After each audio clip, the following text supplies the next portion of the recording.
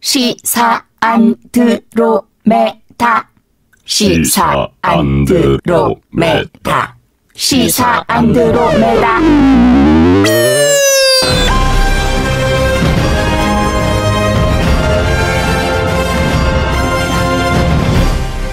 주파수 94.5MHz YTN 라디오 공식 팟캐스트 시사 안드로메다 30번째 방송 시작하겠습니다. 저는 진행을 맡은 이동영 작가고요. 공동 MC죠. 박주진 변호사, 홍상희 기자 나오셨습니다. 네, 안녕하십니까? 안녕하세요. 네, 어서 오세요. 자, 어제 더불어민주당 박강원 의원이 나와서 MBC 파업 사태에 대해서 중점적으로 이야기를 한번 나눠봤었는데요. 네. 오늘은 당연히 촛불 얘기를 조금 더 해야 될 것 같아요. 해야죠. 이제 1주년 딱 1주년이고 됐죠. 됐고 네. 하기 때문에 자, 최순실 태블릿 PC 보도가 10월 24일 날 작년 나갔었죠. 네. 그리고 그날 오전 박근혜 전 대통령의 국회 시정연설 임기 내 개헌하겠다 카드를 내밀었죠. 근데 깜짝 놀랐어요. 이 와중에 블랙홀이라 그러면서 그거 절대 입에도 꺼낸 분 아니었거든. 노무현 대통령이 얘기했을 때 참 나쁜 대통령이라고 뭐 그랬던 분이 갑자기 정략적으로 꺼냈습니다만 태블릿 PC 보도로 개헌 카드가 물거품이 됐죠. 그리고 다음 날 대통령이 최순실과 관련해서 국민들에게 일부 도움은 받았습니다. 네. 그렇지만 순수한 마음으로 한 것입니다. 라고 하면서 사과 아닌 사과를 했었어요. 그걸 보고 이게 정말 나라냐 라면서 나라 걱정에 사실은 국민들이 나라 걱정하면 안 돼요. 태평성대로 나라 걱정 안 하는 게 좋거든 국민들이. 스위스는 가니까 대통령이 누군지 잘 모르더라고 국민들이. 네. 그래서 참 국민들이 나라 걱정하느라고 생업을 팽개치면서 광장에 한 분, 두 분 뛰쳐나왔는 게 뭐 100만, 500만, 1000만 엄청 났었습니다. 엄청 났었죠. 해외 네. 그 외신에 늘 보도가 됐었고요. 또 해외에서도 우리 대한민국의 민주주의를 다시 한번 보면서 상찬을 한 그렇게 있었는데 그래서 오늘 시사 안드로메다에서는 촛불 집회를 줄곧 주관해온 박근혜 정권 퇴진 비상 국민행동 지금은 해체됐죠? 네. 구퇴진 행동. 네. 안진걸 참여연대 사무처장을 모시고 촛불의 의미 또 더 나은 민주주의를 향한 과제에 대해서 이야기해 보도록 하겠습니다. 시사 안드로메다가 선정한 이번 주 안드로메다인 바로 이분입니다. 주간 안드로메다. 본부는 응답하라. 응답하라. 본부는 응답하라. 응답하라.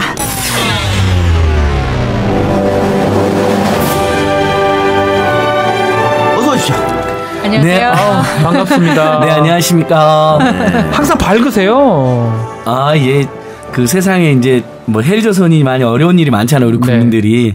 근데 시민단체 스태프들이라도 밝게 그분들에게 위로도 주고 응원도 하고 격려도 해드리면서 가야 되기 때문에 같이 저까지 막 힘든 표정 짓고 힘들어하면 안 되니까 예, 밝게 지내려고 노력하고 있습니다. 그 박근혜 정권 하에서도 각종 방송 나와서도 저렇게 밝게 항상 했거든요. 맞아요. 네. 똑같아요. 예. 똑같아요.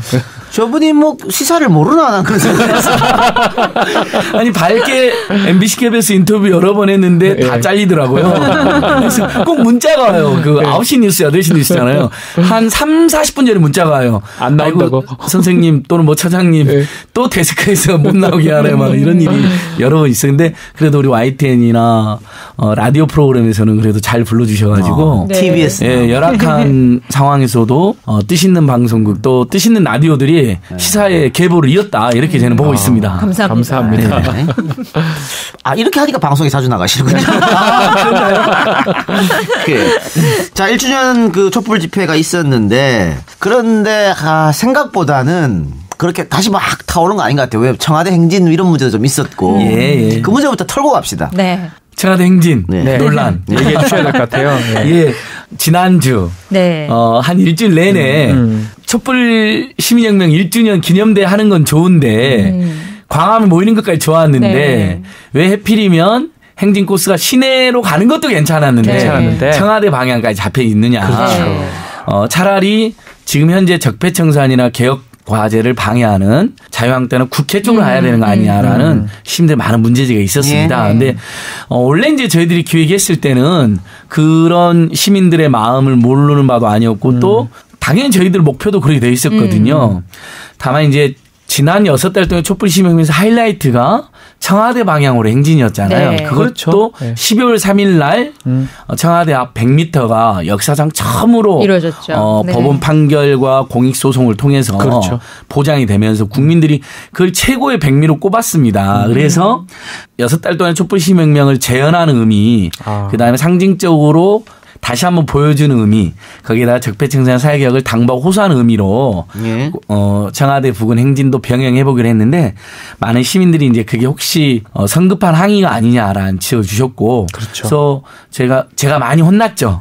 혼났고 그런 비판이나 지적을 주시는 건 시민들의 당연한 또 미덕이십니다. 그리고 저희도 그런 취지가 조금 오해되게 전달된 부분에 대해서 계속 이제 말씀을 드렸는데 이미 이제 그런 논란이 증폭되니까 목요일 날 긴급하게 정리를 했습니다. 그래서 공식적으로 촛불 시민혁명 1주년 대회는 이제 태진행동 해산했잖아요. 네. 그렇죠. 해산하는 다음에 바로는 1주년 사업이라든지 백서라든지 토론회, 뭐 에버트 인권상 뭐 이런 실무 처리를 위해서 태진행동 기록기념위원회라는 조직만 남아 있는 거거든요. 그래서 주관하는 공식 행사는 6시부터 광화문광장에서 하는 공식 1주년 대회. 그리고 행진은 없습니다. 행진은 없고. 다만 이제 그런 청와대로 꼭 가야 된다는 분들도 있는 거예요. 문제가 없다. 네. 개혁을 당부하기 위해서도 갈 수 있는 거고 어떤 분들은 좀 현재 문재인 정부 잘하고 있지만 개혁의 속도나 내용이 좀 미진하다. 또 일부 공약은 이행이 안 되고 있다라고 그걸 어필하기 위해서 가야 된다는 분들도 있는 거예요. 그래서 저희가 공식 행사는 마무리하고 갈 사람 가라. 예, 갈 사람은 가는 건데 그건 예전에도 그랬습니다. 보시면 6달 동안도 보시면 사전사회 수없이 많은 행사 있었잖아요. 막 1박 2일 콘서트 그랬는데 저희 1박 2일 저희가 못하게 하지를 않았어요. 왜냐하면 나를 세서라도 하겠다는 시민들이 있고 단체들이 있는데 저희들 어떻게 강제로 하지 말아라 그래요. 그러니까 그런 차원에서 그래서 공식적인 것은 안 하되 사전 행사나 사후 행사는 시민단체들이나 일부 시민 그룹이 해도 알아서 임의로 한 거고 그건 저희가 막을 권한도 없고 광장의 특성상 막지도 못합니다. 그래서 그런 면에서 좀 아쉬웠던 분들께는 저희들이 그 제도로 처음부터 깔끔하게 준비하지 못한 분에들은 죄송하다고 다시 한번 말씀드립니다. 나왔는데 이 촛불 집회에서 분출된 국민의 요구가 좀 다양했어요. 맞습니다. 양극화, 뭐 불평등 해소, 또 민생 개혁 이거 지금 광장에서 특히 문재인 정부가 제대로 읽고 법과 제도로 완성하고 있는지 이 부분에 대해서는 그 태진행동 측에서 평가는 어떤지 지금 좀 궁금합니다. 그 태진행동은 이제 5월 24일 날 깔끔하게 해산했습니다. 왜냐하면 예전에 보면 이렇게 대규모 연대기구를 만들고 영향력을 행사하던 조직들이 그 목표가 완수됐는데도 남아가지고 계속 하죠. 예, 일종의 좀 기득권처럼 비춰지는 경우가 있을 수 있고 또 촛불 국민들이 주인인 혁명이었는데 마치 시민단체들이 계속 상징을 유지하고 있는 듯한 그런 과도한 모양새도 저희가 겸손하게 버려야 된다 해서 5월 24일에 해산했지만 어쨌든 주요 시민단체들의 평가는 한 6달 가까이 됐잖아요. 굉장히 잘하고 있다. 잘하고 있다. 뭐 지지율도 70% 안팎 꾸준하게 나오고 있는데 그렇죠.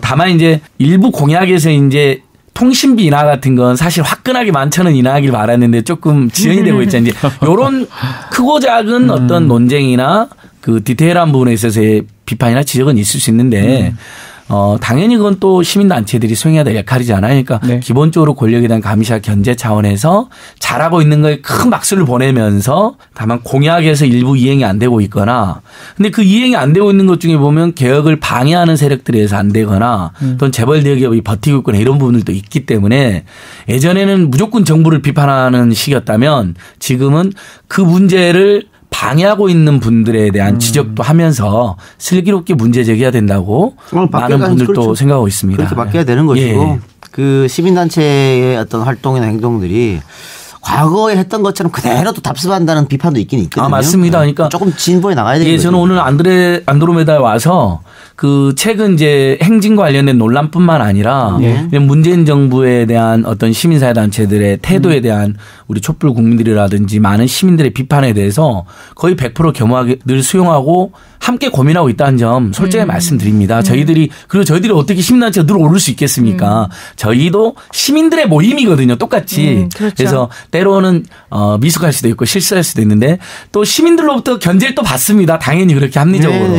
이제 그렇게 가고 있다라고 말씀드리고 싶습니다. 네. 이번에 행사하시면서 굉장히 감격스러우셨을 것도 같고 어떠셨어요?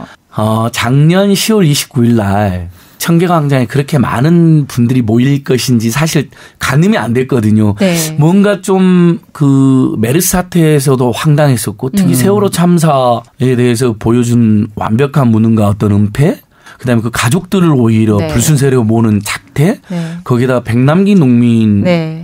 설령 농민들께서 일부 좀 격한 행동이 있었다 하더라도 그걸 물대포로 네. 거기 쏴서 죽이려고 작정한 거 아닌가라는 생각이 들 정도로 해서 이제 기소도 되고 다 그러고 있는 상황이지만 그런 상황에서 박근혜 지금 개떼가 터진 거거든요. 네. 그렇죠.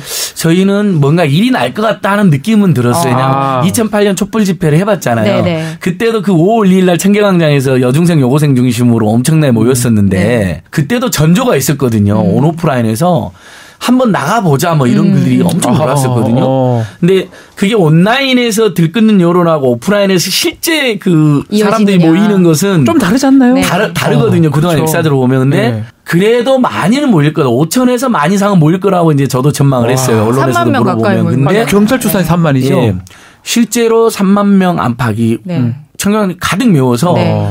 미어 터지는 분위기가 된 겁니다. 어허. 그래서 자연스럽게 광화문까지 가버린 거예요. 음. 2015년 11월 달에는 백남기 농민이 광화문 가려다가 네. 심지어 물대포 맞아서 네, 네. 사경을 헤매는 일까지 있었는데 시민들이 엄청나게 모여서 우리가 딱 보기에도 또 경찰 딱 보기에도 평범한 국민 일반 시민들 행진을 시작하니까 광화문 광장을 순순히 경찰들이 처음에는 약간 막는 시간이 바로 열어주시더라고요. 그러면서 그 유명한 멘트가 나왔죠. 종로 경찰서장님이 옛날 같으면 이렇게 하잖아요. 뭐 빨리 해산하라. 네, 그렇죠. 뭐 여러분들은 뭐 지금부터 체증 들어가니까 예. 사법처리 당할 각오해라 막 위협하고 경고하는 일이 많은데 오늘 나라를 걱정하는 마음으로 이렇게 어렵게 거리에 나오신 국민들의 마음과 충정을 충분히 이해하고 있습니다. 우리 경찰도 그걸 잘 알고 있으니 이제 밤이 깊어가고 있으니 해산하는 건 어떠시겠냐. 그래서 실제로 시민들이 좋아 우리 다음 주에 또 오겠다. 더 많이 오겠다 하고 대부분 해산하고 근데 한 500명 시민들은 세종문화관 그 인도 쪽으로 가셔가지고 네. 우리 1박 2일로 하겠다. 이 국정농단 나라도 아닌 상황 이거 우리 용납 못한다 했을 때 그날 제가 10월 29일 날 그때 마지막까지 있었거든요. 새벽까지. 네. 그때 감이 오더라고요. 이건 대항쟁으로 갈 것 같다. 심상치 않다. 감이 온다. 예. 뭐 저도 여러 번 참석해서 그거 봤었는데 예. 기존의 집회하고 다른 점은 기존의 집회는 소위 말하는 그 인지도 있는 사람, 유명인, 정치인 이런 사람들에서 마이크를 잡았거든요. 근데 이거는 이번 촛불 집회는 일반인들이 그냥 일반인, 네. 대학생, 네. 뭐 흔히 볼 수 있는 옆집 아줌마, 나도 하고 싶다, 말하고 싶다. 이거 앞집 있잖아요. 아저씨 이런 분들이 네. 와서 근데 말을 왜 이렇게 잘해 그 사람들? 너무 준비된 거 아니에요 혹시? 아닙니다. 저는 그거 궁금해요, 실제로 진짜로. 그 6달 동안 제가 23번의 범국민 행동을 했잖아요. 네. 그리고 이제 매일매일 소규모 행사도 하고 국회 앞에서도 하고 새누리당 앞에서도 하고 삼성 앞에서도 하고 검찰 앞에서도 하고 법원 앞에서도 했었는데 그때 전체 그 연사의 한 절반 가까이가 자유 시민 발언이었습니다. 그리고 발언할 때마다 이제 스타들이 막 탄생하시고 네. 이 작가님 말씀하신 네. 것처럼. 근데 현장에서 즉석에서 받으니까 네. 미리 온라인에 신청하신 분도 있고 현장에 자유 발언하시겠다는 분들이 막 200m까지 막 줄 그거 있잖아요. 어디 우리 유원지 같은 데 가면 여성 화장실에서 여성분들이 이렇게 줄 이렇게 해갖고 막 줄이 꼬여 있는 그런 처럼 줄이 서 계신 거예요. 그런데 그렇게 줄을 서는 거예요. 네. 그래서 저희가 제일 죄송했던 게 선착순처럼 하게 돼가지고 네. 앞에 한 10분하고 뒤에 한 200명 못 하시는 거예요. 그래갖고 또 다음 주에 선착순이니까 어떤 분이 나는 지금 5주 연속 줄 섰거든요. 앉은 것이 나를 차별하는 거예요. 당신이 나와 막 그러는 거예요. 혼자 저갖고 30분 동안 혼나고 그래서 그분은 제가 이제 메모를 해놓는 거죠. 반드시 저분은 2주 후에 선착순으로 모셔야 된다. 그래서 그분한테 연락이 왔고 그 선착순 공지가 있을 것 같다. 빨리 오세요. 저 이렇게 한 이런 약간의 그런 꼼수라게 해야 되나요? 그런 적이 있었습니다. 그러니까 앞쪽에서는 그렇게 일반 시민들이 연설을 하고 있고 거기에 호응하는 분들이 계셨고 예. 뒤쪽으로 가면 특히 젊은 친구들이 항쟁의 의미도 당연히 담겨 있습니다만 축제의 의미가 또 담겨 맞아요. 있죠. 그 얘기 제가 지금 하려 했던 게 자기들끼리 오손도손 모여가지고 맞아요. 뭐 이렇게 재밌게 얘기도 하고 뭐 노래도 부르고 네. 야, 어떻게 이 사람들이 앞으로 그 대한민국을 이끌어갈 네, 사람들인데 야 민주주의를 즐기는 게 아닌가 이런 생각도 들었어요. 네. 예전에는 무슨 집회나 이런 데 가보면 긴장감이 있고 아유, 네, 그렇죠. 분노가 일잖아요. 그렇죠. 근데 저도 아이랑 몇 번 가서 같이 가면 일단 그 시청역 출구에서 초를 나눠주십니다.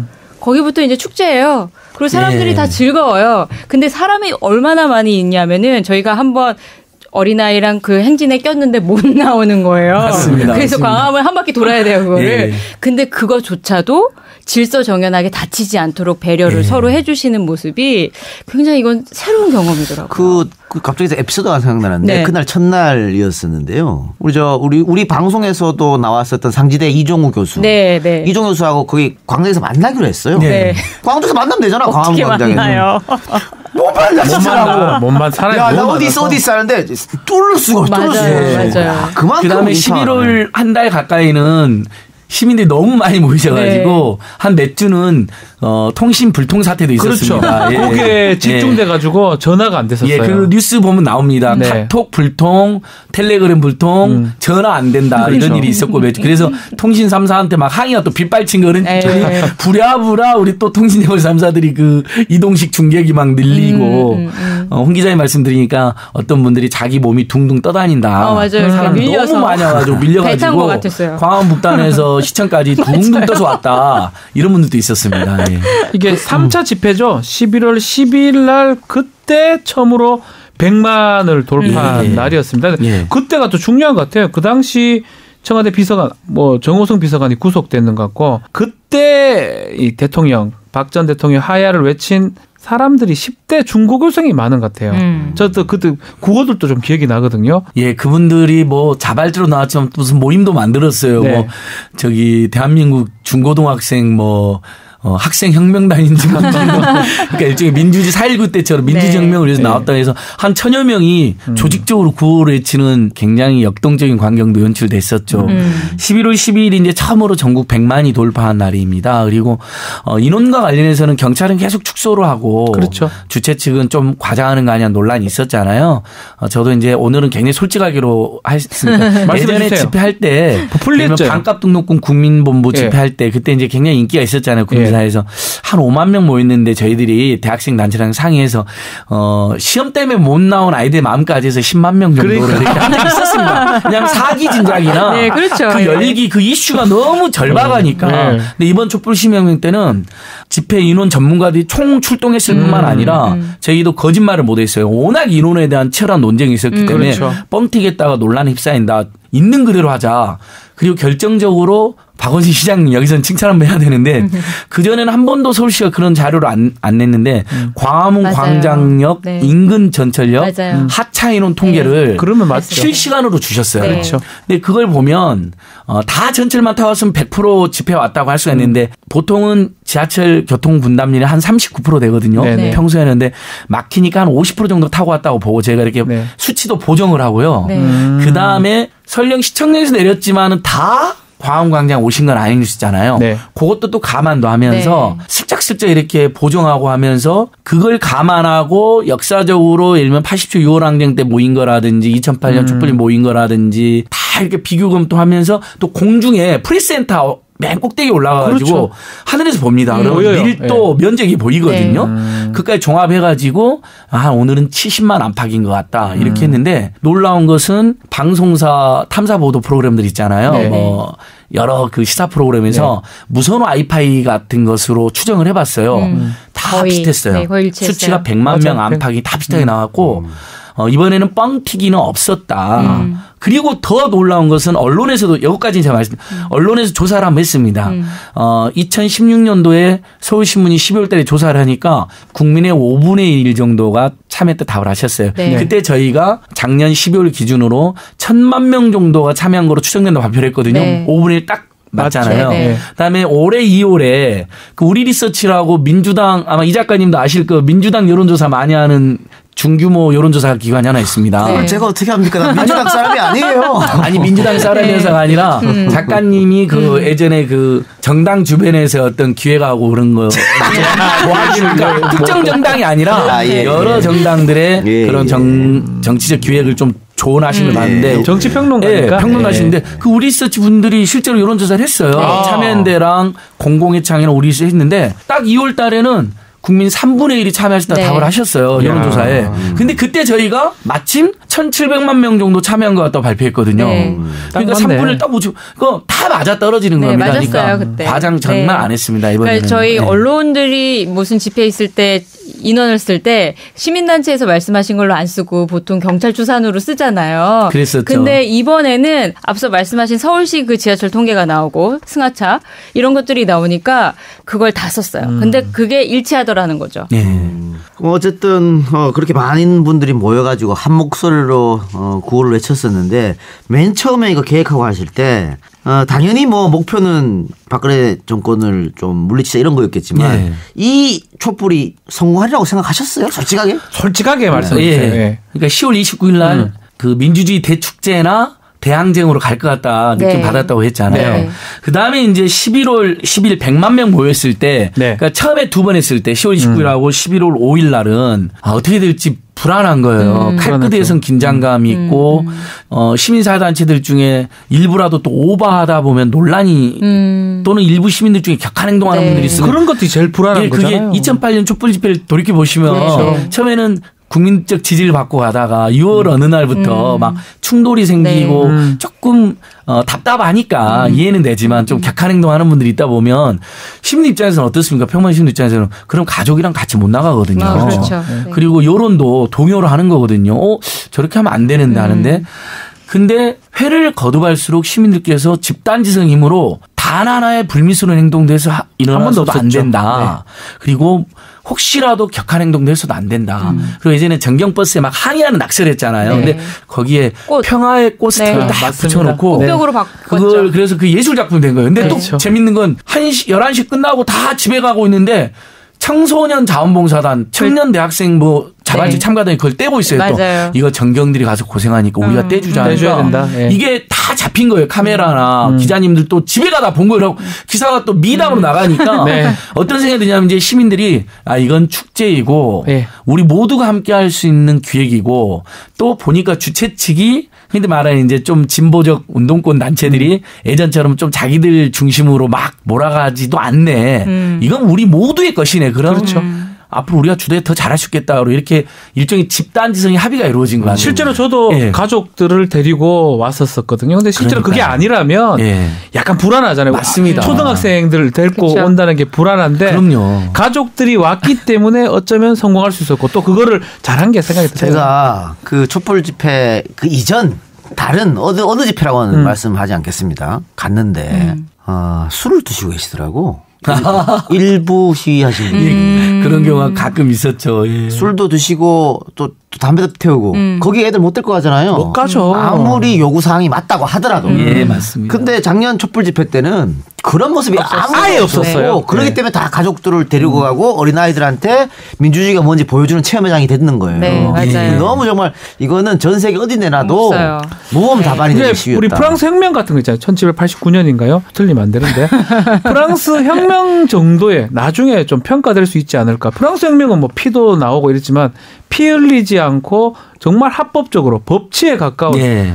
집회 이걸 통해서 정권이 바뀐 경우 아마 그래서 저는 나중에 전 세계적으로 의미 있는 어떤 이런 우리 촛불 집회 되지 않을까 저는 감히 얘기하고 싶습니다. 아니 23차례, 23차례 동안 단 한 번도 폭력이 없었죠. 신고되지도 예. 않았어요. 예. 목격되지도 않았고 그리고 말씀하셨지만 에버트 인권상도 우리가 모든 국민이 받지 않았겠습니까? 박 변호사님 말씀 잘해 주셨는데 네. 예전에는 이제 답답한 마음으로 집회를 하게 되면 경찰이 막으면 맨몸뚱이로 저항도 하다 보면 그러다 보면 다치기도 부딪히고. 하잖아요. 그렇죠. 그러면 어쨌든 공무수행 중인 경찰도 다치고 또 선량한 우리 국민도 다치고 얼마나 서로 짠하고 마음 아팠습니까? 근데 이번에는 사실 처음에는 그런 마음도 일부 있었던 것 같아요. 시민들도. 근데 민변 참여연대 등이 아주 신속하고 잽싸게 또 전자소송제도가 생겨가지고 온라인으로 소장을 바로 접수할 수 거예요. 있습니다. 경찰이 금지를 하면 네. 경찰의 금지 처분을 금지해달라고 그렇죠. 서울행정법원에 가처분을 바로 내면 넣을 수 있죠. 또 법원 판사님들도 경찰이 너무 과하게 금지하는 것 같다라고 느끼셨던지 예전에는 한 달 후에 막 잡으면 뭐 집회 끝나고 금방 잡으면 아무 문제 없잖아요. 네. 근데 집회 하루 전날 재판을 잡아주셔가지고 제가 서울행정법 직접 출석해가지고 그럼 판사님 물어봐요. 주최 측 나왔나요? 그러면 정말 안전하고 편하게 할 수 있습니까? 그러면 판사님 우리 국민들의 그 성숙한 역량을 믿어주십시오. 이미 보지 않으셨습니까? 저는 법조인으로 그것도 놀랐습니다. 그렇게 빨리 해준다는 게 쉽지 않거든요. 그러니까 판사님들도 이 역사적 국면의 중요성을 느꼈던 것 같아요. 그리고 판결문이 그렇게 써져 있어요. 차량이 일부 막히는 것으로 국민의 소중한 기본권을 제한할 수는 없다. 그건 당연한 거고요. 예. 그리고 한마음 한뜻으로 그렇게 한 것 같은데 맞습니다. 경찰도 뭐 처음에는 그렇게 했지만 만일 경찰이 예전처럼 뭐 명박산성 쌓고 물대포하고 그랬으면 또 거기에 대항할 수밖에 없거든요. 네. 그렇죠. 그러면 또 시간이 줄 수 있는데 그걸 안 했다는 거죠. 그래서 경찰들한테도 저희가 중간중간에 공식 비공식적으로 자꾸 금지를 남발하는 행위에 대해서는 계속 항의도 하고 인원을 축소하는 것도 이건 정치 공작 중에 하나다. 그런 거 하지 말아라. 다른 나라도 요즘에 인원 경찰이 추산을 안 하거든요. 추산은 언론사나 주최 측이나 국민들이 알아서 하면 되거든요. 그렇죠. 그래서 그런 것도 하고 항의 방도 했는데 다만 무리한 진압이나 불필요한 행동을 안 하는 것에 대해서 대단히 고맙다. 예전에는 바로 예를 들면 한 개 부대의 지휘자가 잘못해가지고 시민 쪽으로 부대를 약간만 진출시켜도 깜짝 놀래가지고 사람이 다치거나 그렇죠. 그때 불필요하게 그러니까 작은 소란이 일어난 경우가 있었거든요. 근데 저는 너무 지금도 하늘에 감사드리는 게 사실 1,700만이 모이면 23번 우연이라도 다치는 사람도 그렇죠. 있을 수 있거든요. 없어요. 큰 경상은 있을 수 있어요. 뭐 넘어지거나 뭐 이런 게 중상자도 단 하나도 없습니다. 그러니까요. 우리 요즘 코리안 시리즈 시즌이니까 야구장 가보시면 알겠지만 3만 명만 모여도요. 우연히 넘어져갖고 크게 다치는 사람이 있고 자기 운원 틈 졌다고 뒤에서 뭐 이렇게 격한 행동해갖고 머리가 막 다치고 가는 사람 나오잖아요.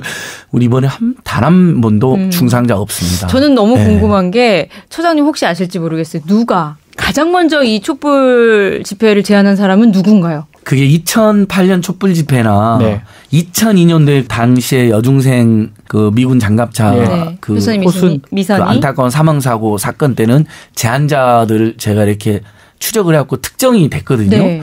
근데 이번에는 완벽한 집단 지성입니다. 그러니까 크고 작은 온라인 모임이나 SNS 공간 그다음에 오프라인 모임에서 동시에 글이 올라와 버려요. 그러니까 홍 기자님, 이 작가님, 박 변호사님, 안진걸이 속해 있는 모임에서 누군지는 모르는데 야 우리 이거 도저히 안 되겠다 한번 나가야 되는 거 아니냐가 동시에 올라와 있기 때문에 누가 먼저인지가 알 수가 없어요. 국민 모두가 제안하셨네요. SNS에 리트윗이나 이런 기능이죠 결국은요. 그러니까요. 2008년 촛불 집회 때만 해도 아고라라는 공간이나 문자나 당시 유행하던 인터넷 생중계로 그게 알려졌기 때문에 누가 제안이 먼저 했는지가 흔적도 남아있잖아요. 근데 지금은 동시다발적으로 카카오톡이나 텔레그램이나 크고 작은 SNS 모임에서 일제히 올라오기 때문에 특정하기 어렵다. 특정하기 어려운 제가 골라합시다.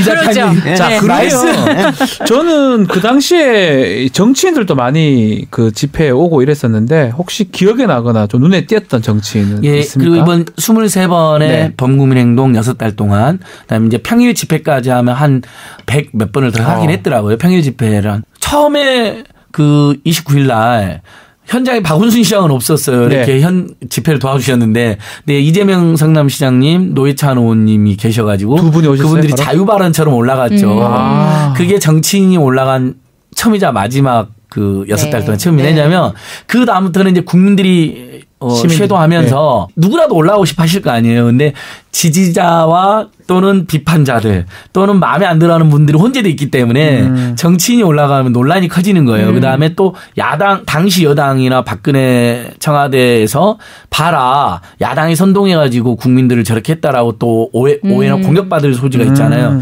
돌이켜보니까 단 한 번도 정치 무대에 쓰질 않았거든요. 10월 29일 제외하고. 그러니까 그럼 국민들 입장에서는 저게 특정 정당과 연계해서 하는 약간의 정략적 의도가 있다라는 오해를 하는 분들도 있었는데 그게 또 아니니까 더 많은 국민이 나오는 계기도 됐는데 10월 29일 이재명 시장이 사이다 발언에서 그게 인기가 급상승하는 원인이 됐다는 분석은 일부 있더라고요. 개근했던 정치인 있습니까? 개근했던 정치인은 문재인 대통령님이 개근했습니까? 거의 빠짐없이 오셨죠. 이재명 시장도 거의 온 것 같은데요? 올 때마다 이제 시민들이 사진 찍고 막 박수 보내니까 우리는 이제 왜냐하면 전체적으로 조망하니까 인원 점검돼도 사고가 없어야 되니까 자봉단대 쭉 돌거든요. 저만 해도 집회 현장을 이렇게 몇 바퀴를 돌거든요. 몸이 붕붕 떠다녔죠. 저도 사진 보는데 문재인 대통령이 거의 개근 비슷하게 많이 오셨고요. 당시 여당 의원들 중에 오신 분들 기억 안 나세요? 여당 의원님들이 오셨는데 이분들은 대부분 살짝 보고 가셨어요. 근데 당시에 그분들 인터뷰라든지 SNS 보면 오늘 갔다 왔다. 정말 반성이 되더라. 너무나 자발적인 시민들이 많이 와가지고 깜짝 놀랐다. 현장 가면 다 보이는데. 뭐. 그러니까 보이고. 아니 이것은 또 내일신문 여론조사에서요. 누구랑 왔냐고 물어본 거예요. 국민들한테. 90% 가까이가 가족하고 친구와 갔다 다녔습니다. 실제로 어떻게 그랬죠. 왔느냐? 뉴스랑 소식 접하고 자발적으로 왔어요. 네. 또 90%입니다. 그러면 혹시 노조나 단체나 정당이랑 같이 왔느냐? 3%가 안 됩니다. 저는 약간 놀랐어요. 저만 해도 참여연대 소속이고 네. 우리 회원도 또 15,000명이나 되시고 또 한국의 시민사단체 회원 다 모으면 몇백만 명 되니까 그래도 시민단체 회원들의 정체성으로 한 10%는 오지 않았을까 했는데 시민 얄짤 없어요. 시민들께서 설령 내가 참여연대 회원이고 IMC 회원이어도 그 정체성이 아니라 평범한 우리 가족들과 우리 친구들과 그래서 광화문광장 주변에서 전국 광장 주변에서 그렇게 많은 동창회가 열렸다는 거 아닙니까? 어디 초등학교 5학년 3반 깃발도 봤어요. 한시정 무성역자 연합. 네, 나라 걱정에 성욕도 잃었다. 아이고 이거 19금인가요? 죄송합니다. 아니야. 그 정도는 근데 그러니까 이렇게 진짜로 있어져 있어요. 네. 혼자 온 사람들의 모임. 맞아요. 그런 거 근데 있었어요. 예. 혼자 온 사람들 모임인데 깃발에 사람들 모였잖아요. 네. 그래서 더 이상 혼자 온 사람들이 안 돼버렸어요. 역설적으로. 네. 이런 재밌는 일도 있었고요. 민주 묘총. 고양이 집사님들 맞아요. 모였죠. 민주 노총 말고 우리 고양이 집사들 네. 다 모였다. 맘들 파다들 다 모였다. 그 어쨌든 촛불 혁명의 하이라이트라고 하면은 그 이정미 헌재소장 대행인가요? 그렇죠. 그 주문 결정문 읽을 때 같아요. 근데 대통령 박근혜를 탄핵한다.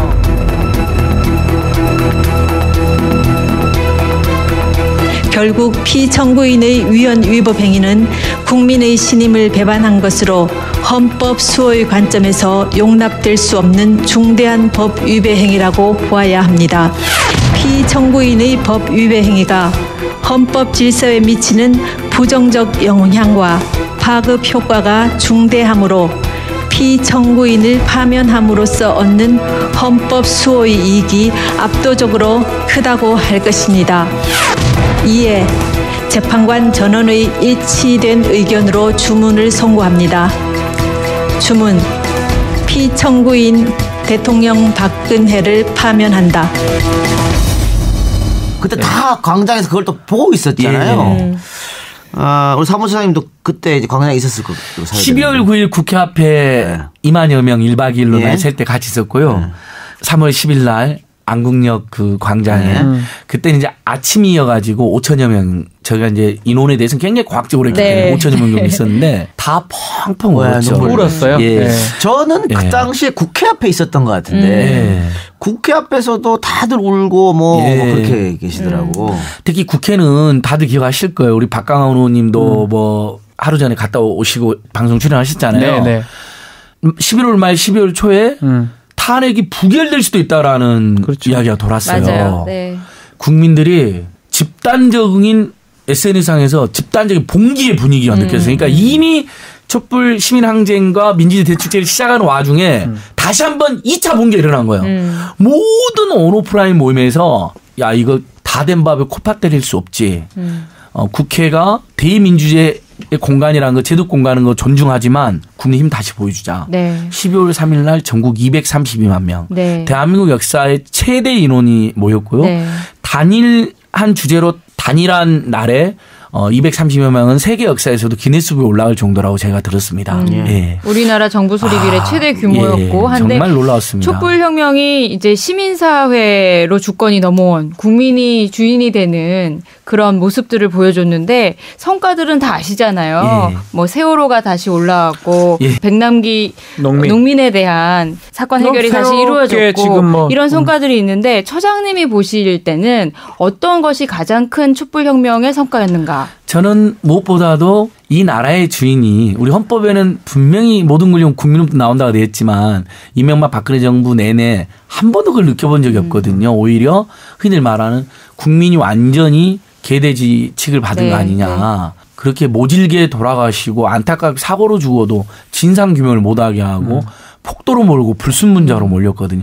가장 가슴 아픈 게 저는 유가족들을 공격한 겁니다. 네. 이건 있을 수가 없는 일이거든요. 근데 최근에 뭐 국정원이나 청와대 문건에 보니까 심지어 메르스 유가족들도 못 모이게 하는 그렇죠. 네. 흔적도 드러나잖아요. 저는 살다 그런 정권은 처음 봤는데 어쨌든 그렇게 완전히 사문화되어 있던 헌법상의 국민주권 조항이 완벽하게 되살아나가지고 이 나라의 주인이 누구인지 그래서 국민을 위해서 봉사하고 섬기는 정권이라면 얼마든지 박수를 보내고 응원 함께하겠지만 국민 위에서 탄압하고 국민을 무시하고 괴롭히는 정권이라면 작은 잘못을 끌어내려서는 안 되죠. 근데 그런 큰 잘못이 누적된다면 끌어내릴 수도 있다라는 어떻게 보면 평범한 것인데 그게 사실 굉장히 어렵잖아요. 네. 그렇죠. 우리가 4.19 영몽대보 요랑쟁도 해봤지만 마음처럼 안 되잖아요. 근데 그것을 피 한 방울 흘리지 않고 합법적 평화적인 방식으로 단 한 명도 다치지 않고 네. 해냈다는 것입니다. 지금도 세계 시민들의 찬사가 계속됩니다. 뭐 외신들이 지금도 연락을 옵니다. 일본 시민들 한국에 시민단체 계속 와서 어떻게 그게 가능하냐고 맨날 물어봅니다. 그다음에 광화문이 관광 코스입니다. 못 믿을걸요, 네, 일본 사람들. 못 믿어요. 지금도 동영상을 보잖아요. 그 12월 3일 날이라든지 뭐 12월 10일 날 집회 동영상 보면 입이 쫙 벌어지죠. 그렇죠. 수고이. 뭐. 독일 JDF 방송도 왔었고 프랑스 구경방송도 왔었고 캐나다 구경방송도 왔었는데요. 다 그거 보고 그냥 PD들이 그냥 그렇죠. 입이 쫙 벌어져서 원더풀, 뷰티풀, 피스풀. 우리는 원더풀, 투더풀, 쓰리더풀 하잖아요. 우리가 장난으로. 근데 그분들도 그거 있더라고요. 네. 원더풀, 뷰티풀, 피스풀 이러고 봐봐요. 자랑스럽습니다. 그러니까 그래서 대한민국 국민들이 너무 자랑스럽습니다. 예. 아까 홍 기자도 얘기했지만 올해 에버트 인권상도 받았습니다. 예. 누가 받으러 갑니까?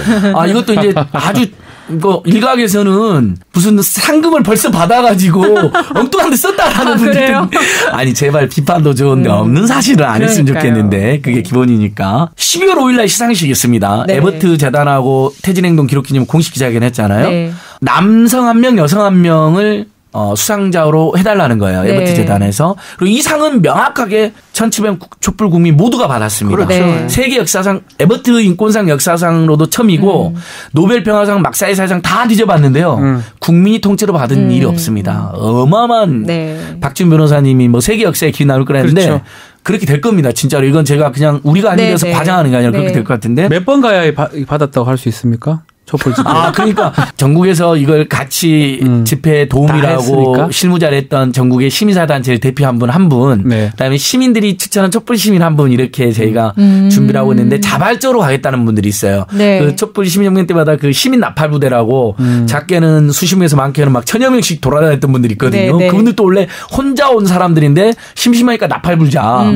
청와대 항의하고 헌재 재판관들한테 호소하자는데 나팔 소리가 부부젤라보다 더 커가지고 지금도 그 생각만 사람들이 막 끔찍합니다. 그 나팔 소리 들으면 막 간이 떨어지려고 그러거든요. 무서웠어요. 그래서 이분들이 지금 에버트 독일에 가겠다 하니까 거기서 나팔을 안 부는 조건으로 가자 이렇게 지금 네. 농담이 있는데 네. 그래서 그렇게 시민들 대표님들 추천하는 분들 가려고 그러고 상금이 2만 유로 우리나라 돈으로 2,700만 원인데 그것도 제가 발표했습니다. 시민들께서 써라는 곳에 바로 쓰자. 가장 뭐 다수 추천이 있는 곳에. 그다음에 이제 태진행동 말미에 그 한 2억 가까운 빚이 있어가지고 빚이 있다고 좀 도와달라 하니까 10억 안팎을 바로 모아주셨잖아요. 국민들이. 그렇죠. 그걸 이번에 10월 28일 촛불시민 집회까지 하면 많이 남아있을 거 아닙니까. 네. 꼼꼼히 쓰고 나는 남은 돈은 역시 시민들에게 다 공개한 다음에 이 돈을 또 어디에 쓰면 좋겠는지 철저히 시민들 물어가지고 쓰려고 네. 합니다. 최소한 한국의 시민사단체가 돈 문제 하나는 매우 깨끗합니다. 예. 그렇죠. 그 뭐 박준 변호사 농담식으로 그 몇 번 집회에 그러니까, 참석해야 이걸 네. 받을 자격 있냐 그러는데 저는 안 가시고 사정이 있어서 못 나가시고 집회에 네, 네. TV로 보시면서 응원하셨던 분들, 네. 컴퓨터로 댓글 한번 달아주셨던 분들, 괜찮죠? 또 가고 싶지만 몸이 불편해서 못 나가신 예. 분들 이런 분들도 다 전부 받을 다. 자격이 있다고 봅니다. 이 작가님 정말 세심하시네요. 실제 제 핸드폰에 문자가 여러 통이 와 있는데요. 네. 저는 이번에도 못 갑니다. 그렇죠, 그렇죠. 병상이 있습니다. 네. 아. 제가 할 수 있는 일은 안진걸 씨한테 문자 하나 보내는 거 그리고 오늘 5만 원 입금했습니다. 이 문자 볼 때마다 눈물이 나요. 제가 항상 답해드렸어요. 그 바쁜 와중에도 선생님 정말 선생님 같은 마음이 있으니까 네. 이게 국민들이 이길 수밖에 없습니다. 네. 제가 그리고 에피소드한테 그분도 전해주는 거예요. 어저께 촛불 집회 끝나고 너무 배가 고파서 잠시 식당 갔더니 10시쯤에 이미 광화문과 시청 일대 식당에 음식이 다 떨어지는 일이 발생했고 근데 갑자기 한 시민이 자 오늘 다들 너무 수고하셨어요. 우리 국민들 너무 자랑스럽고 든든해하고 소리를 지르고 나가는 걸 봤습니다. 그래서 저분 왜 그러지? 하고 쫓아가 봤더니 그 식당에 술값 밥값을 다 계산하고 도망간 거예요. 와. 그러니까 촛불 골든벨 사태가 발생한 거예요. 이야, 감동이다. 진짜입니다. 진짜. 네. 안에 식당에 있던 분들 다 눈물 흘리고 이런 일이 다시 발생하가 싶어요. 그 정도로 하나 된 대항쟁이었고 대축제였다고 생각합니다. 좀 반대되는 분들 있죠. 이 상하고 조금 관계가 없어 본 네. 이른바 태극기 집회.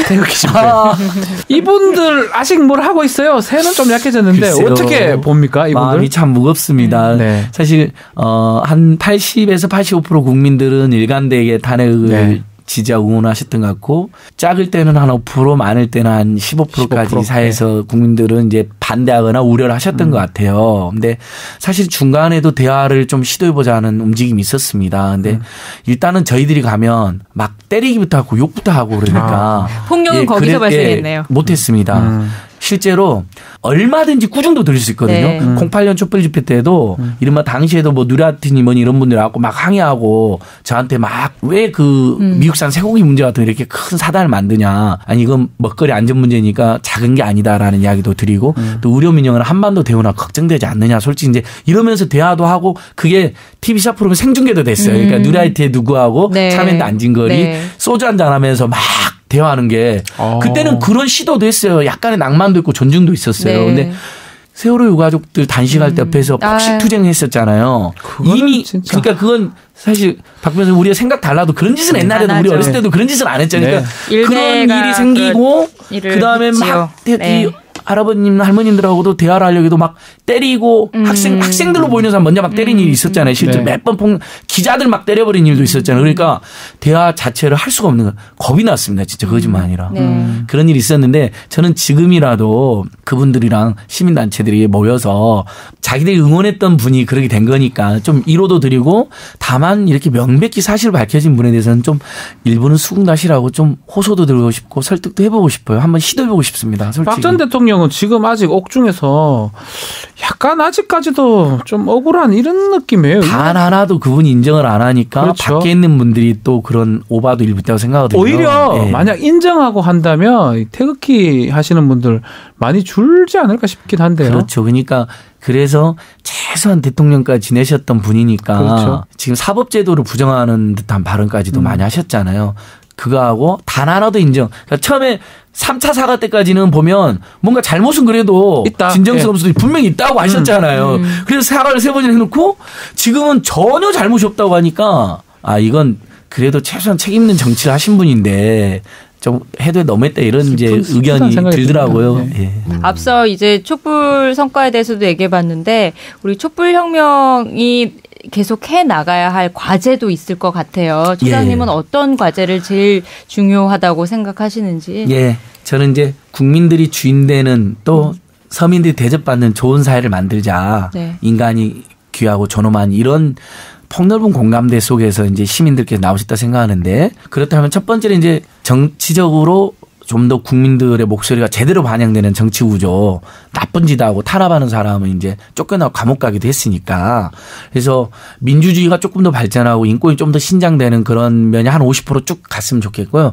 나머지 50%는 또 헬조선에 대한 분노로 많은 청년들과 국민들이 나오신 거거든요. 극심한 양극화, 대통령이 서민 중산층 중소기업 위에서 권력을 쓰라 했더니 맨 재벌 대기업이나 최순실 정의로 같은 사람들만 그러니까요. 특혜를 줬던 것 때문에 분노한 것이니까 좀 서민들이나 중산층, 중소기업, 중소상공인들도 먹고 살 수 있는 경제 구조 이런 방향 이 두 가지 방향에서 쭉 갔으면 좋겠습니다. 지금도 시민단체 연락 주시는 시민님들의 이야기가 대부분이 두 가지입니다. 그렇죠. 좀 더 국민들의 목소리가 반영되는 정치 구조, 사회 구조, 정말 힘이 든다. 통계상으로도 보면 200만 원 이하 월급 받고 계신 국민들이 950만 명이나 되는 걸로 나오거든요. 그러니까 월급이 좀 더 올라가고 교육비, 주거비, 의료비, 통신비 걱정 없는 세상이면 좋겠다. 문재인 대통령 잘하고 계시지만 그런 부분 조금 더 신경 더 써주고 분발해 주시면 좋겠다. 시민단체가 그런 부분은 조금 더 전달도 해달라. 이제 이런 의견들이 대부분이세요. 저는 바로 이렇게 평범한 서민들의 바람이 하나씩 차분하게 차근차근 되는 정도에 살면 우리가 충분히 그래도 희망이 있는 거 아니에요. 이렇게 감히 생각해 봅니다. 예. 그 우리 시사 안드로메다가 지금 한 30배 했잖아요. 네. 30회 한도 중에 가장 쉬웠던 방송이었다 오늘. 게스트가 말을 다 해버리니까 우리 MC들이 들을 말이 너무 많았어요. 네. MC들이 굉장히 쉬운 방송이어서 고마웠다는 말씀드리고 세 분이 또 고생이 많다는 소리 제가 들어가지고 오늘은 제가 말 좀 많이 해야겠다고 감사합니다. 생각을 했습니다. 많이 배웠습니다. 그 참여연대는 지금 어떻습니까? 사정은 경제사정 좀 괜찮나요? 참 지난 9년 동안 그 사실은 회원들 중에도 정권이 무서워서 잠시 후원을 끊겠다는 분들도 많이 계셨고 원래 공무원들이나 공직자들이 정부가 지정하는 지정 기부금 단체이기 때문에 대놓고 이렇게 후원해도 되는 거거든요. 그렇지. 연말 정산도 되고요. 받을 수 있고. 국세청과 행안부가 정식으로 인정하는 공인단체입니다. 그러니까 그렇죠. 어쨌든 보면 사이비 모금 단체들도 있잖아요. 그런 데가 문제잖아요. 오히려. 근데 막 무서워서 그리고 후원금 10만 원 내면서도 우리 회사 불이익 당할까 봐 나는 조그만 분들. 중소기업 가게 하는데 철저히 익명으로 해달라는 분이 많았어요. 근데 요즘은 이제 서서히 이제 그런 장막이 걷히니까 아니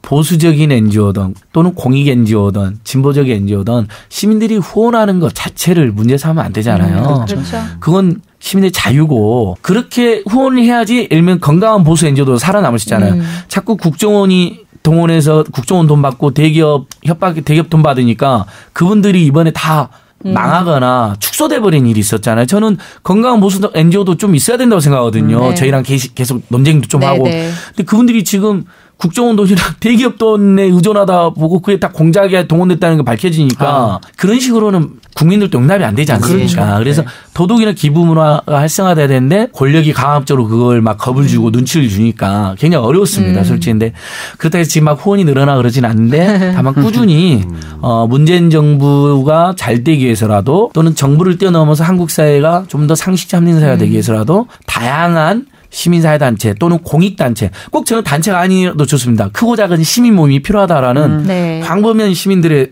각성에는 응원이 있으신 것 같아요. 그래서 회원들도 조금씩 늘어나고 있는 상황입니다. 네. 기부하면 얼마까지 세액공제 되나요?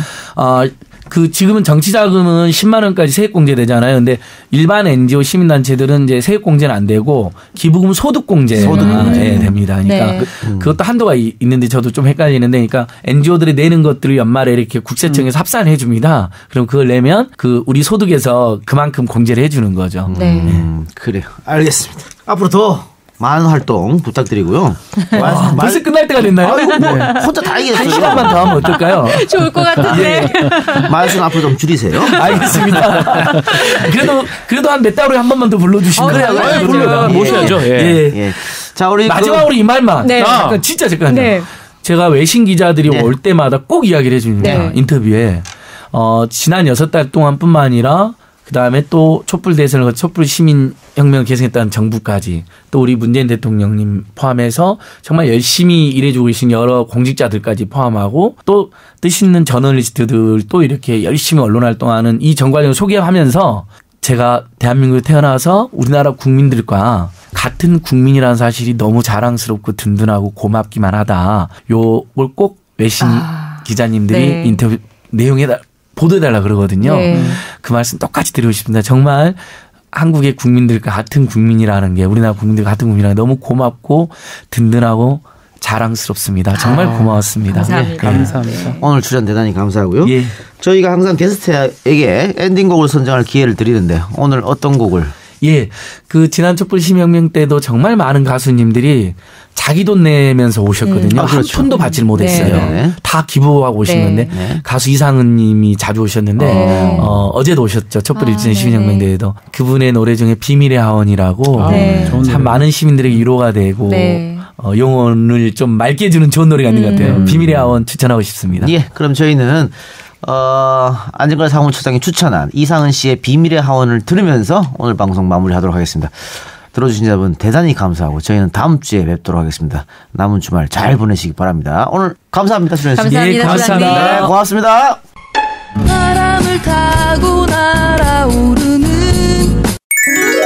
원곡은 YTN 라디오 매주 토요일과 일요일 밤 11시 20분에 확인하세요. 시사 안드로메다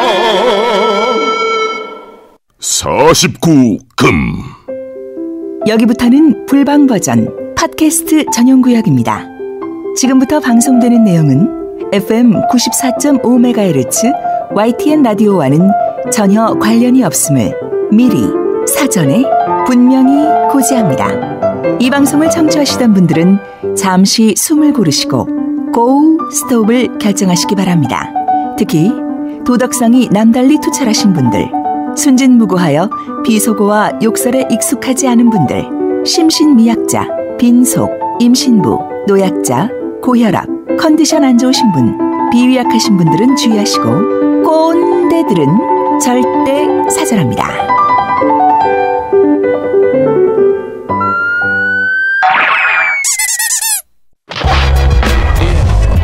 이런 시나리오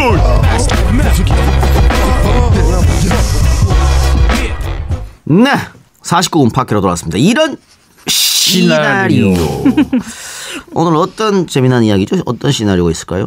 야, 이거 지금 참 재밌어요. 예. 정치가 이게 드라마 같다는 생각도 들고 예. 이 서청원 현역 최다선이잖아요. 8선. 그리고 진짜 참 대단하다. 어떻게 하면 8선 할 수 있어요? 84 32네. 32년. 국회의원이 직업.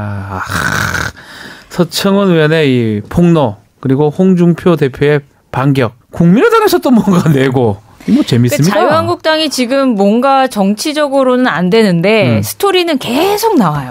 드라마가. 그게 막장 드라마인데 뭐. 아니면 재밌고 유익한 드라마가 돼야 국민들이 좋아하지. 막장 드라마를 뭐. 짜증스럽긴 하죠. 피로감이 너무 쌓이죠. 짜증나는 거예요 이거. 자, 일단 서청원이 폭로하게 된 계기는 홍준표가 먼저 코를 때린 거죠.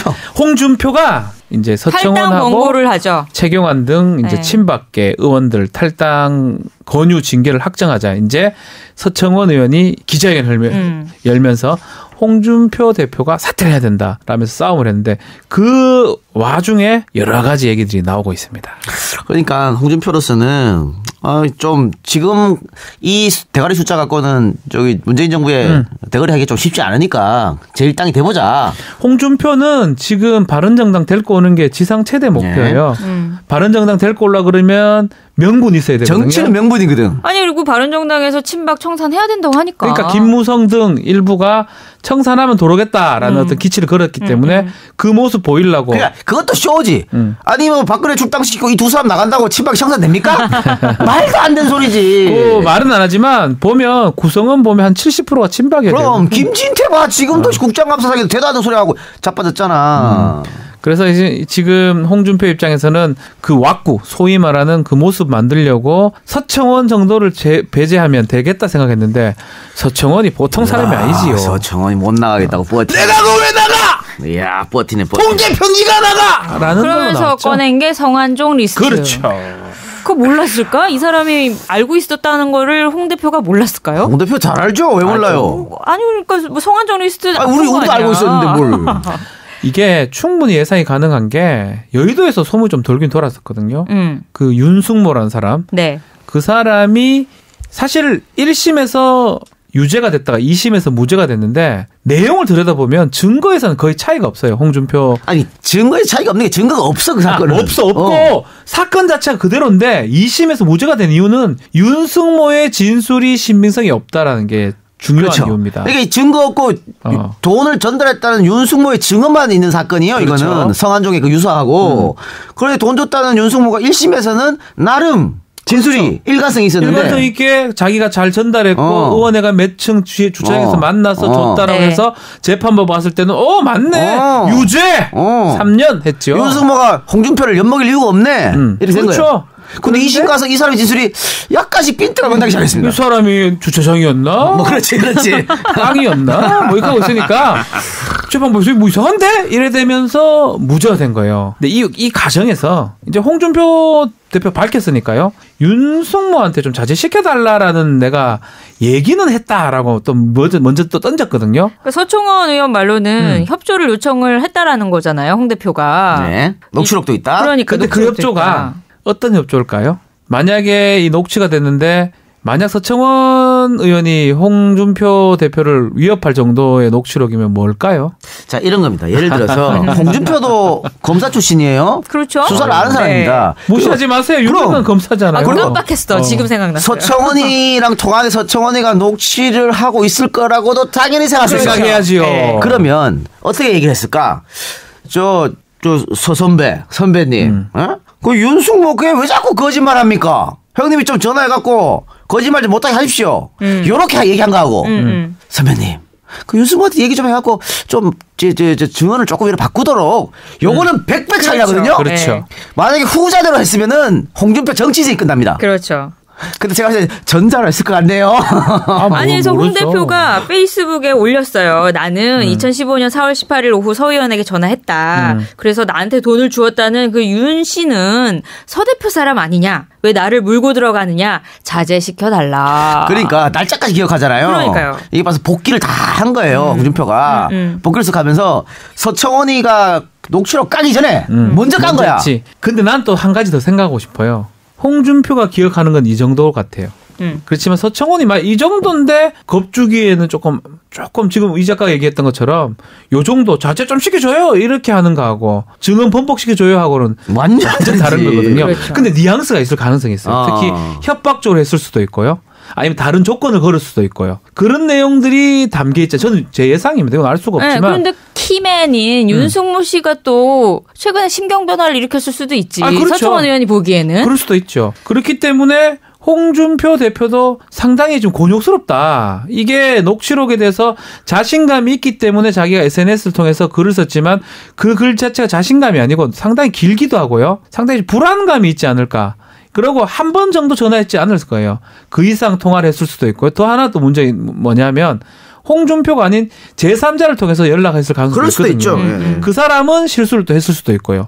여러 가지 가능성이 존재하기 때문에 서청원 의원 입장에서도 아무것도 없는데 겁줄 수는 없다고요. 사실은. 그렇죠. 근데 이게 그 지난 1심 재판, 2심 재판 때 이게 다 드러난 사실입니다만 홍준표 측근들은 분명히 증언하지 말라고 회유 작업을 많이 했습니다. 다 했어요. 다 했다고. 그런 걸 봤을 때는 홍준표가 했던지 어떤 게 했든지 저는 움직임이 있었다고 보고요. 있었다 봐야죠, 당연히. 그럼으로써 2심에 무죄가 나지 않았나 보거든요. 근데 그 움직임이 계속 얘기하지만 아다르고 어다르고 아니 자제 좀 시켜달라고 했던가 하고 왜 그렇게 행동하냐 이거 하고 진술을 1심하고 다르게 2심에서 번복해달라는 완전 다른 거거든요. 그렇죠. 근데 그 과정에서 홍준표는 검사니까 실수하지 않았을 가능성이 높지만 밑에 부하나 다른 사람들은 실수했을 가능성도 배제할 수 없다. 그러면 성완종 게이트의 키맨인 윤승모 씨에 대해서 좀 알아봅시다. 윤승모. 네. 성 전 회장의 돈을 홍 대표에게 전달했다고 검찰에 진술한 전 경남기업 부사장이죠. 윤승모 그렇죠. 씨. 예. 서청원 의원과 가까운 사이지만 2010년에는 홍 대표의 선거를 돕기도 했어요.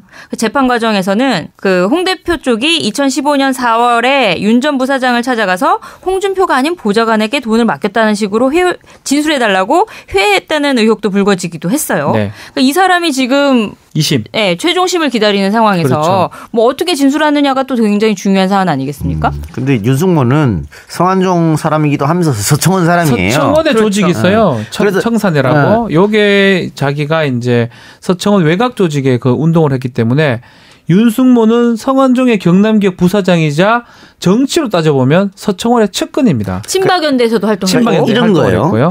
윤승모가 성완종 사람인데 네. 성완종이 죽었잖아요. 근데 성완종이 죽으면서 홍준표한테 돈을 줬다가 그랬단 말이야. 그러면 윤승모는 홍준표가 미울 수가 있어요.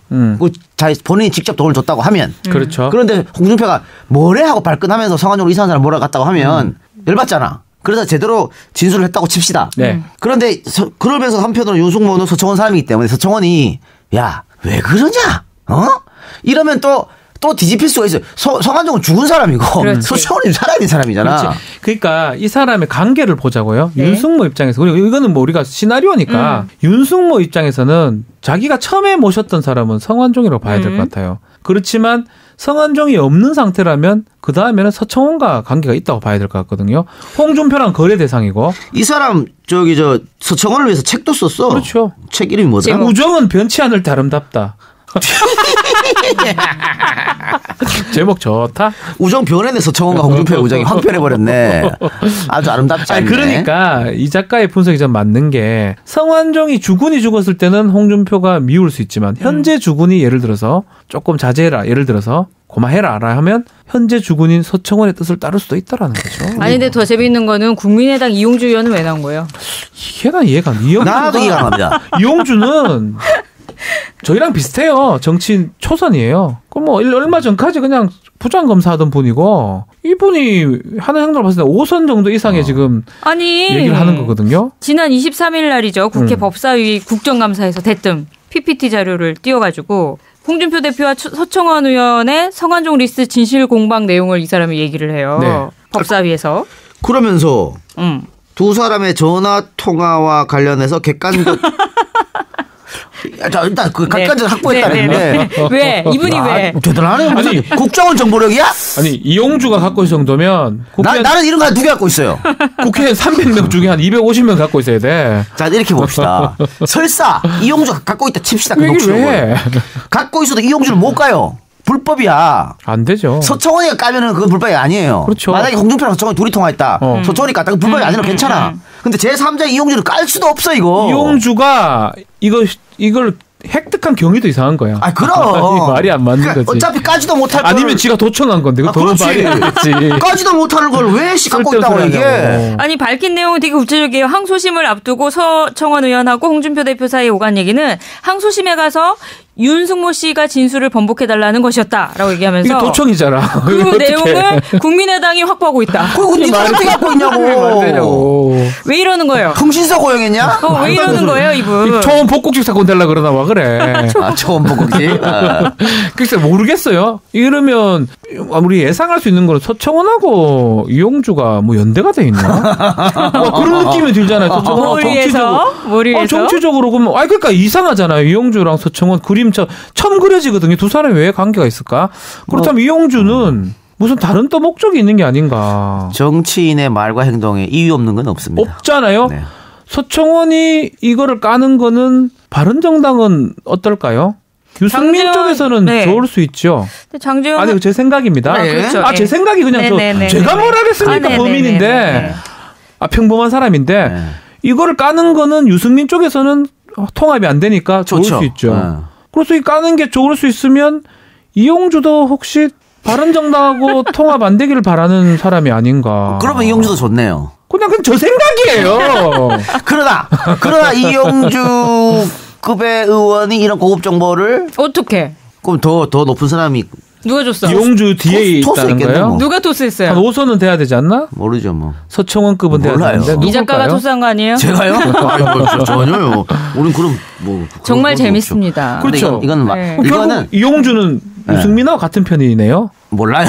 제 생각이에요. 하여튼 이용주는 굉장히 뜬금없어요. 너무 뜬금없어요. 그리고 진짜 자기가 갖고 있으면 까면 돼. 네. 근데 그리고 제가 아까 말씀드렸지만 못 가거든요. 절대 못 가는 걸 우리 집에 금송아지 씨 2마리 있다 씨. 이런 거랑 똑같은 거야. 뭐래. 이 얘기를 왜 하냐고 뜬금없이.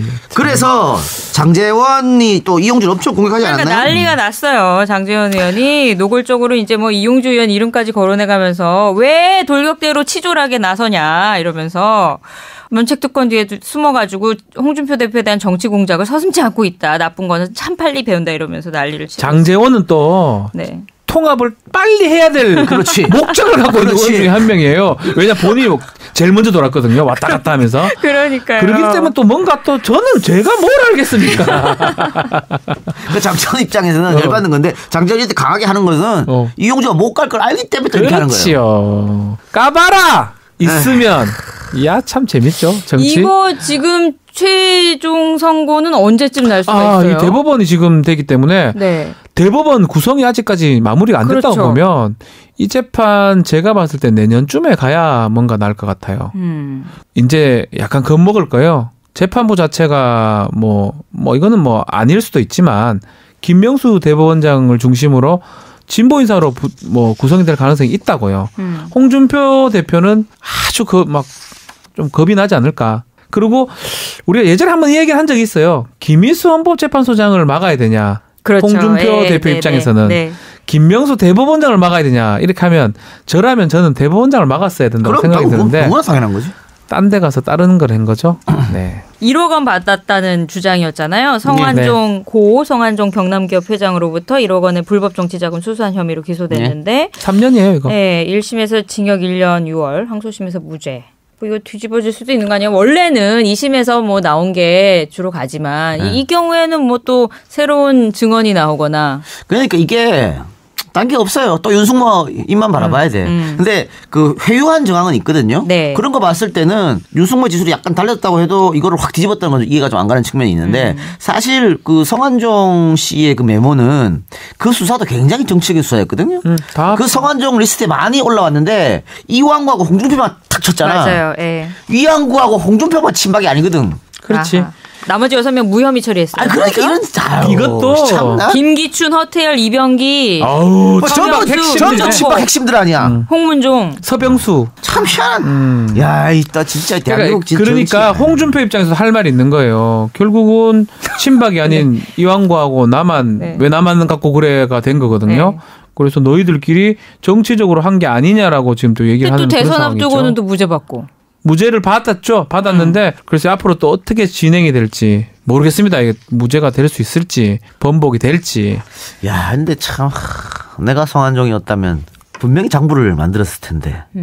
나는 이 생각도 좀 들어요. 이건 또 음모론 될 수가 있는데 장부를 안 쓸 수가 없어요. 그렇죠. 그 메모 하나로 끝냈을까? 그럼. 그때 성완종 게이트가 일어났을 때 보면 성완종의 그 아주 치밀했거든요. 언론사에 테이프 갖다 주고 녹음해 주고 봤을 때는 마지막 뭔가가 딱 끊어지는 느낌이었어요. 제가 계속적으로 그 기사를 보면서 홍준표까지 이완구까지는 뭐가 맞는데 뭔가 거기서 예를 들어서 그 한겨레 신문이었나 경향신문이었나 경향신문에서 뭔가 더 있을 것처럼 보였는데 아니면 성완종이 다른 어떤 매체나 다른 사람을 통해서 장부 내지 뭐 어떤 그런 것들을 보여줄 거라 생각이 드는데 뭔가 클라이막스 직전에서 뭔가 끝나는 느낌이었거든요. 그게 안 나왔어. 아니 나온다고 종편 방송에서 계속 그런 얘기를 했었어요. 나올 것 같다. 그렇게 되면 이건 어떻게 퍼질지 엄청나게 이거 사실 충격적이었잖아요. 아니 그러니까 그렇죠. 정완종이 오랫동안 기업인 활동을 하면서 주도 면밀한 사람이거든. 장부 없이 그냥 현금을 아니야. 있을 수가 없어요. 그리고 몇 개를 장치를 걸었어요. 그 사망을 할 때 조사받기 직전에 본인이 사망을 하면서 유서 같은 걸 남겨놓고 그 유서에서 또 보완하기 위해서 또 시켜서 기자랑 또 얘기해가 녹음해놓고 나머지는 물적 증거를 남겼을 가능성이 있다고 보는데 뭔가 거기서 끝났는 게 조금 저는 이건 뭐 음모론일 수도 있지만 그냥 끝낸 게 아닌가라고 생각도 들어요. 그러니까. 이 고인이죠. 성완종이 노렸던 어떤 죽으면서까지 노렸던 본인의 그림하고 다르게 그려졌지 않을까라는 생각을 저는 해봅니다. 특히 뭐 성완종 돈을 안 받은 사람, 특히 충청 출신의 어떤 언론인, 정치인들은 저는 안 받은 사람 찾기 어렵다고 보거든요. 없다고 봐야죠. 예, 없다고 방이 맞죠. 그 많은 사람들한테 그냥 용돈 주듯이 되지는 않았을 거예요. 분명히. 사람 왜 보고 그럽니까? 정치인 기업인 하는 사람들은요 진짜 꼼꼼합니다. 그러니까 검찰이 압수수색 했었거든요. 압수수색을 했는데 안 나왔단 말이지. 그래요. 안 나왔나요? 못 나왔나요? 결과는 안 나왔어요. 그렇죠. 예. 아니 이렇게 되면은 그 홍준표 대표의 서청원 최경환 의원 탈당 권유 징계 뭐 이거 잘 될 수 있을까요? 홍준표 대표는 지금 SNS 통해서 자기가 정치를 한 것 같아요. 하겠다로 밀어붙이겠다는 거잖아요. 아니, 지금은 외나무다리예요. 방법 없어요. 누가 한 명이 떨어져야 끝나는 싸움입니다. 아니 근데 이거 현역 의원이잖아요, 두 분이. 이분들 제명하려면 의원총회 제적 의원 3분의 2 이상의 80명? 찬성이 필요한데 120명인가요, 지금? 110명이죠. 예. 왜? 이게 뭐 표대결로 하면은 사실 가능성은 더 적은 것 같고. 표대결로 하면 그게 아웃시키기 쉽지 않아요. 그렇죠? 오히려 홍준표 대표가 아웃돼요. 표대결로 하면. 근데 그렇기 때문에 홍준표 대표는 본인이 여기서 걷어들일 수는 없어요. 안 하겠다 할 수는 없고요. 표대결로 가든 어쨌든 간에 끝까지는 갈 수밖에 없다. 본인이 낙마하더라도 떨어지더라도 그런 상황으로 저는 보입니다. 그러니까 지금 박근혜 전 대통령 탄핵할 때 찬성한 그런 인간들도 지금은 또 박근혜 좀 빨아줘야 돼. 그렇죠. 지금은 네, 그렇죠. 선거도 네. 앞에 있고 나중에들 대비해가서라도 그렇기 때문에 투표해가지고 서청원을 몰아내기가 쉽지 않다니. 그러면 만약에 못 몰아냈다.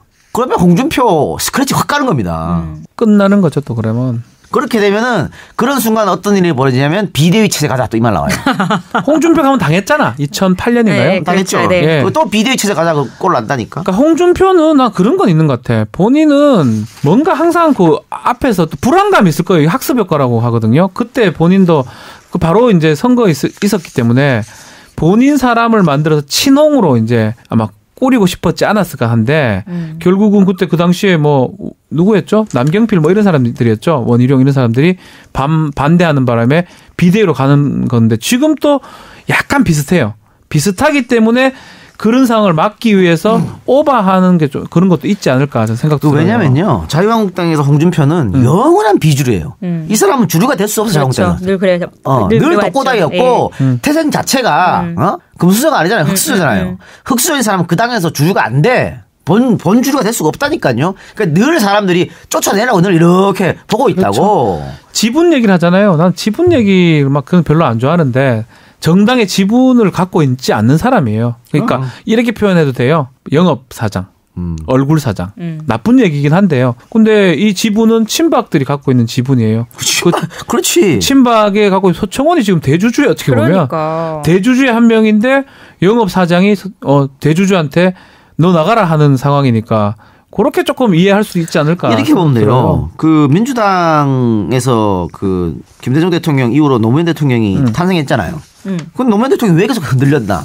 비주류거든. 비주류야, 비주류. 대통령이지만 비주류야, 그 당에서. 그래서 열린우리랑 갈라진 거잖아요? 그거 다시 나중에 합쳐졌잖아요? 네. 그리고 문재인이라는 사람이 나왔는데 문재인 대표가 왜 자꾸 흔들렸냐? 비주류야, 이 사람은. 그 당에서. 그래서 계속 흔들린 거예요. 그런데 지금 그 주류였던 사람들이 못 견디고 나가갖고 국민의당을 만든 거잖아. 그래서 지금은 주류가 됐다고. 그러니까 그 줄기를 따져보면 이 독고다이 홍준표는요. 시라손이야 어떻게 보면 혼자예요. 그래서 그 당에서는 주류가 될 수. 네가 아무리 발버둥 쳐라 거기 주류가 되냐 안 돼요. 당 대표는 쫓겨나게 돼 있어. 이 성격도 이건 개인적 얘기긴 한데 우리 이제 뭐 고등 선배니까 들어보면 성향이 그렇게 좀 잘 이렇게 하합하는 성격보다는 조금 독불장적인 성격이 좀 있다고 하거든요. 그래서 옆에 이제 통상 정치하는 사람들은 보면 주위에 사람들, 의원들을 많이 둔다 그러는데 좀 안 두는 경향도 있는 것 같고 그게 또 더 독고다이 기질을 또 발휘하는 게 아닌가. 결국은 지금 대표는 됐지만 본인의 힘을 어떤 가할 수 있는 조직이나 이런 거는 조금 부족한 상황이 아닌가. 그러니까 결론적으로 저는 홍준표 대표는 던졌고요. 서청원한테 질 수도 있다라는 생각 저는 듭니다. 아니 서청원 의원이 26일 그 외교통일위원회 해외 국정감사 일정 마치고 돌아오면서 공항에서 그런 얘기를 했어요. 녹취록과 관련한 정확한 입장을 팩트로 말씀드릴 기회가 올 것이다. 누가요? 서청원 의원. 서청원이. 그러니까. 뭔가 또 하실 생각이 있으신 것 같은데. 보통 뻥카 칠 때 그런 거 많이 하는데 뻥카 칠 때 원래 그렇게 해요. 원래 진카 치는 사람들은요. 기회가 있어 이런 말 안 합니다. 가만히 있어. 그냥 까요. 자, 그러면 깐다니까? 이 작가 어떻게 끝날 것 같아요, 이거? 네. 마무리 우리가 시나리오 써보죠. 좀 이따 써야 되는데. 지금 씁시다. 예. 일단 저는 오늘 시나리오의 제목은 동상이몽이다. 동상이몽. 유명한 프로그램인데. 아 그래요? 예, 아닌가요? 동상이몽. 홍준표하고 서청원이 다른 꿈을 각자 꾼 거야. 제목 동상이몽. 그리고 감독은 감독 누굽니까? 홍준표다. 홍준표는 다 이게 지가 짰어. 메가폰을 잡았어요. 일단 메가폰 잡았고 아니면 이렇게 저 바른정당 애들 받아들이고 서청원 이렇게 뭐 팔설이나 했는데 저 형 이제 마지막인데 뭘 또 욕심을 부리겠나 추하게 이러면서 나 갈 거야. 여론도 좋지 않고. 이렇게 딱 시나리오를 짜가지고 야 레디 액션 했는데 주연 배우가 서청원입니다. 주연 배우가. 감독 말 안 듣는 거야. A로 연기해 그랬는데 뭐야? B로 연기해. 나 팔손이야. 그렇습니다. 이래서 홍준표가 지금 동상이몽이 돼버린 두 사람이 동상이몽이 돼버린 조연은 윤승모죠. 같네요. 윤승모가 딱 이거 사사사사 그렇게 하고 이용주는 이용주는 스폰서. 중요한 역할 맡고 계시네요. 중요하네요. 재밌어. 자, 결론 어떻게 날 것 같아요? 이 시나리오. 저는 서청원 이길 거라고. 그렇죠. 저도 비슷하게 봐요. 어떡해. 서청원의 승리고 이 작가가 저번에 말했던 것처럼 그래도 그 바른정당 일부가 들어간다. 그럼에도 불구하고. 그럼에도 불구하고. 명분을 거기다 달았지 뭐. 그래도 들어간다. 어쩔 수 없네. 들어가자. 이래 된다. 명분을 그걸 자, 정치는 명분이라고 저기 얘기했지 않습니까? 근데 명분이 하나 없었잖아요. 그럼 새로운 명분을 또 만들어요. 뭐 하나 만들겠죠. 만듭니다. 보세요. 만듭니다. 뭐라도 만들어서 결국은 바른정당 일부는 들어오고 서청원도 있고 최경환도 있고 박근혜 출당도 안 되고 다 그냥 그대로. 이야, 이거 뭐 어쩌나. 홍준표 대표는 그대로 대표는 또 하고 힘은 힘대로 빠지고 이런 모습이 상상이 됩니다. 아유 아파라. 나는 좀 이래요. 뭐 좀 그래도 좀 잘했으면 싶은데 뭐가 다 꼬여. 안 돼, 뭐가. 나쁜 의미가 아니에요. 아니 뭐 야당이 또 잘해야. 야당도 건져내야 될 거 아니에요. 아니 뭐 흥행은 되잖아요. 그래도 흥행은. 막장 드라마 같아. 막장 영화. 뭐 이런 얘기도 있어요. 홍준표가 본인이 지금 아무것도 없잖아. 원내가 아니기 때문에 더 힘이 없을 수가 있어요. 힘이 없어. 그쵸. 지금 유일한 무기가 유해라는 소리가 있어요. 뭡니까 이게.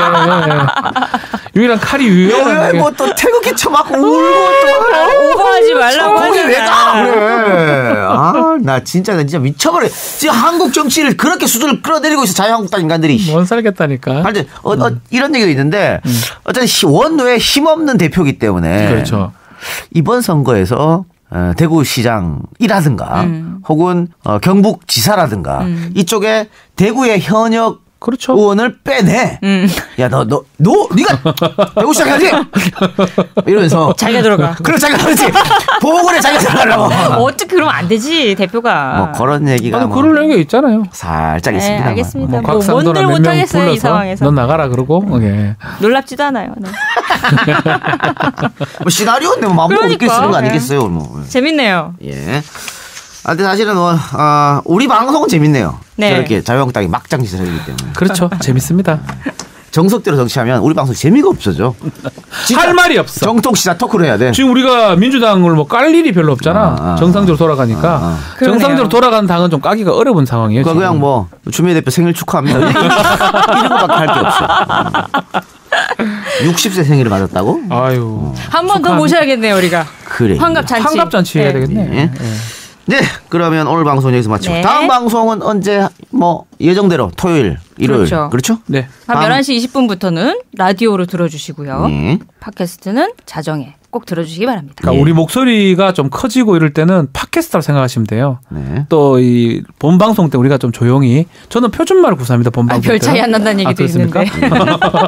우리 여러분의 어떤 열렬한 성원 덕에 우리 라디오 방송이 2분 늘어났다고. 2분 늘어났습니다. 고맙습니다. 네, 감사합니다. 네. 막 늘리려면 막 10분 늘리든가 아니면 가만 놔두든가. 늘리지 마. 힘들어 죽겠어. 무슨 말은 2분. 네. 요 사람들 뭐야? 제가 봤을 때 말이죠. 네. 한 달에 한 2분씩 살짝 늘려가지고 이거 편성 길게 하려고 그런 거 아니야? 우리 눈치 못 채게 해갖고. 미녀적 패들 우리.